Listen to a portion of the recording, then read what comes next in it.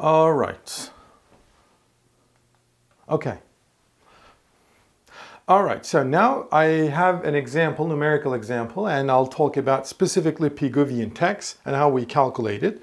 And so here is the story. So an airport is situated near a large piece of land owned by a housing developer.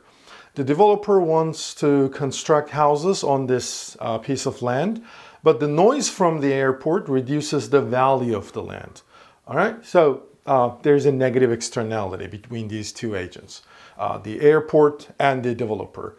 The more planes that fly, the lower the profits the developer can make. Let's define X as the number of planes, all right? So X is the number of planes, and Y is the number of houses the developer can build, number of houses.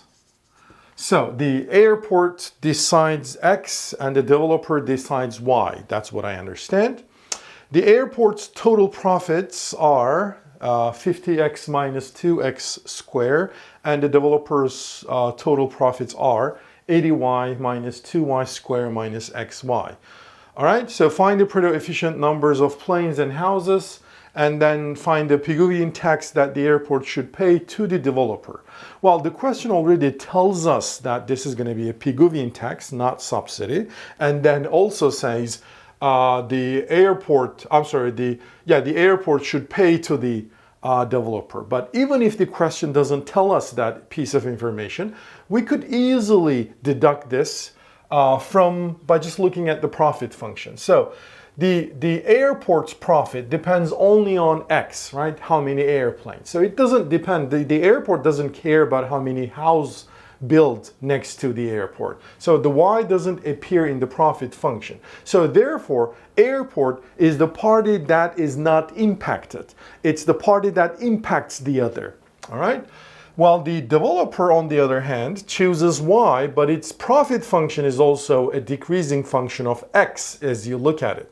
All right, so the more X, the lower the profit. So therefore, X is the number of planes. So therefore here, from this profit function, I understand that the developer is actually the one that's impacted negatively by the airport's choice of X. So we're talking about a negative externality. So there's going to be Pigouvian tax if we are trying to achieve socially efficient outcome.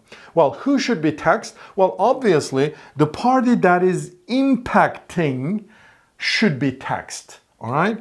All right. The agent that causes negative externality, externality must be taxed. All right?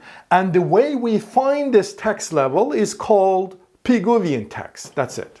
Well, if there is a positive externality, well then the agent that causes positive externality must be subsidized. Okay, so subsidized. So therefore, the impacting party, the one that impacts the other, or the one that causes the externality, positive or negative, should be taxed or subsidized. Okay?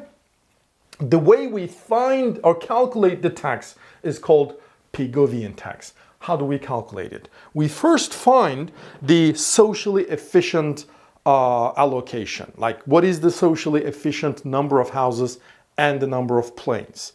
And then we should impose a tax or subsidy to the one that causes externality and then re-optimize its problem.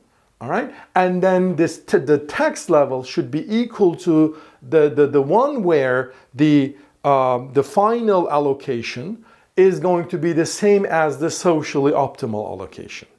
I know it's in words it's more complicated, but let's do the numbers. So here, for that reason, first of all, we calculate the profit maximizing I'm sorry, social welfare maximizing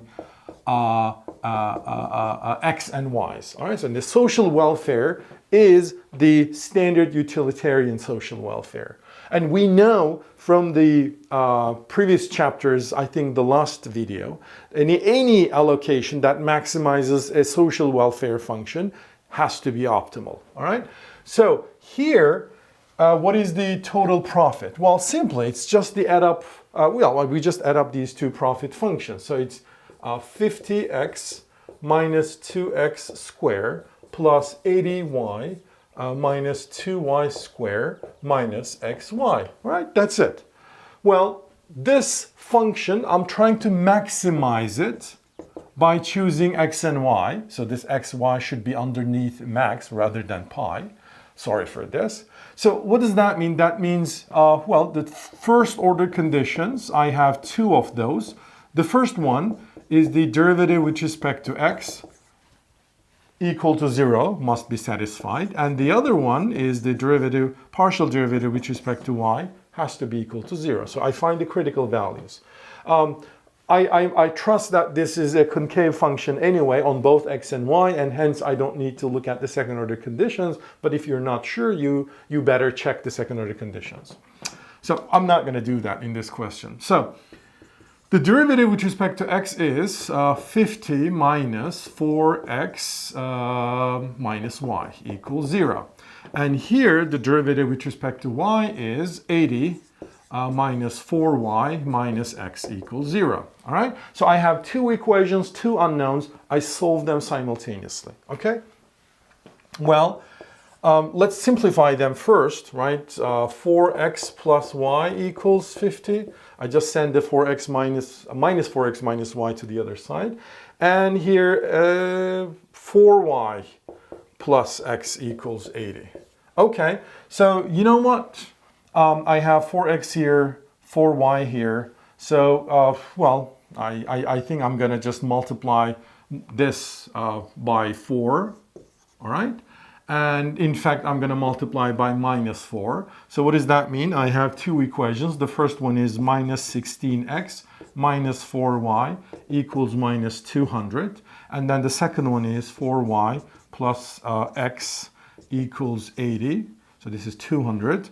So minus 4y plus 4y, I'm just adding them up now. So I have minus 15x equals 100 and minus 120, right? So then the minuses will cancel out. That's good. X equals 120 divided by 15. I don't need a calculator, just simplify them. Divide both by 3. So this is 40, this is 5. Divide both by 5. So this is 1, this is 8. So you know what? The socially optimal x, the number of planes, must be 8. Given that, I can now find y. Just use one of those. I'll use this. So if x is 8, all right, 4y plus 8 is equal to 80. 4y equals to 79. And then, well, divide both sides by 4. Divide both sides by 2 if you wish first. 36 equals 2y. Divide 36 by y, 2, I'm sorry, so it's going to be 16, all right? No, I am sorry, 36 divided by 18, so 1/8, okay? So therefore, let's put star if you like. So this is how many planes and how many houses should be chosen for socially efficient outcome. Okay, so the question was, what is the Pigouvian tax? Well, the Pigouvian tax is the tax amount which is going to give us exactly 8x and 18y to be the optimal choice. All right, so in the Pigouvian tax, the idea is the following. These two guys, these two firms, cannot jointly, so let me just note x here, which is 8, cannot jointly choose x and y because Well, I mean, they are going to maximize their individual profits. And so they say, well, I mean, we can act jointly, but the thing is, at the end of the day, all I care is how much money I'm going to be able to put into my pocket. So therefore, in that sense, we can't really, maximizing the total profit makes no sense to me, because at the end of the day, I'm not going to get all the money. I'm just going to get the part of the money that so if I'm an airport, I'm going to get the profit with 8 units. So but it's, by the way, if I produce 8 units, so it's going to be 400. All right, so 50 times 8 minus 8 square, which is 64, times 2, so 128. So 400 minus 128 is my profit. All right, so that's what my profit is. Well, and the developer is going to calculate its profit by putting basically y equals 18 and then x equals to 8, and then calculate this. So at the end of the day, this is my profit. Well, the thing is, those are not the profits probably these guys are going to choose if they act independently, right? I mean, if I'm an airport and if I act independently, what is my profit maximizing x? Is it 8? Well, depends. Let's do the first order conditions. Del pi a, del x. What is this? I mean, set it equal to 0, the first order conditions.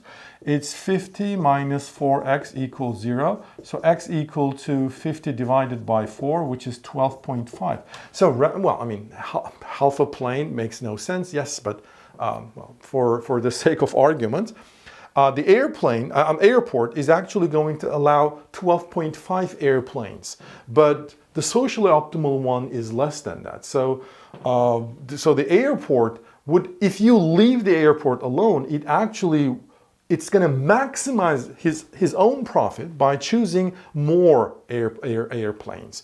But we want him to choose less. So how can we do that? How we should incentivize the airport. How do we do that? We tax him. How? Well, the airport's profit is 50x minus 2x squared, right?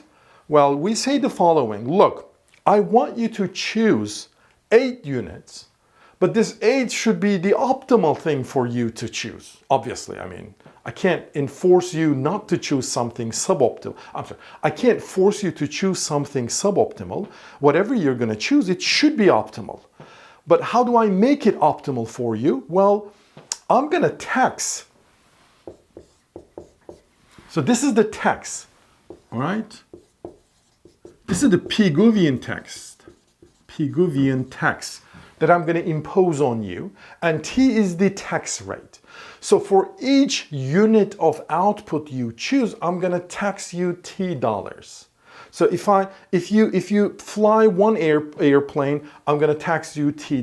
If you decide 2 airplanes, I'm going to tax you 2 times $T. All right? So I incentivize you to produce less because I make it more costly for you to increase X. All right? So this is basically exactly how we apply the Pigouvian tax. And then we basically optimize this and then find the value T when X is equal to the socially optimal level, which is 8 in this problem. All right, what do I mean by we optimize this? By the way, this piece of information was just for the sake of argument. We don't need it in order to calculate the Pigouvian tax. So the optimizing this means we calculate the first order condition. All right, this is the first order condition. Well, what is it equal to? It's the derivative of this is 50 minus 4x minus t equals 0. Well, I want x to be 8, all right? Because that's I want him to choose 8, and I want this 8 to be the optimal choice. So therefore, whenever I see x, I should just plug 8. All right, so it's going to be 50 minus 4 times 8. So let's not let's make it dot because x and times could be confused, minus t equals 0. So this is how I calculate the tax rate. So this is 32. So this is 18, right? Yes. So therefore t equals $18. So for each airplane that that uses the airport, the government is going to tax $18. Well, where does this money go to? Well, not necessarily to the developer, because whenever we talk about tax and subsidy, we incorporate a third player, which is government, federal, local government. And so if it is a tax, well, it may possibly mean that the government actually, gets some money to himself and some money to the impacted party, which is the developer here. If it is subsidy, well, the government may have to sometimes put extra money from its own pocket. All right. So for that reason, we do not look at the developer problem. But in fact, if you do that, if you solve the developer problem, maximize pi d, given that x is equal to 8, all right? So it only chooses y. So we now guarantee that whenever the government imposes $18 of tax, the airport will optimally choose 8 units of airplane. So therefore, we take that as a fixed parameter, and then the developer's profit is going to be 80 times y minus 2y squared minus 8 times y. All right? Or just simplify this because 80y minus 8y, so this is 72y minus 2y squared. So what is the optimal y now? Well, the first order condition again, take the derivative, set it equal to 0. So it's 72 minus 4y equals 0. Hence y is equal to 18. Okay? Which is exactly what we need for socially efficient outcome. So, well, by the way, the tax amount and the amount that the developer selects are equal. It's just a coincidence, all right? But this is exactly how we calculate the Pigouvian tax, all right? So in the next video, I'm going to give another example and talk about the Pigouvian subsidy. I hope that was clear.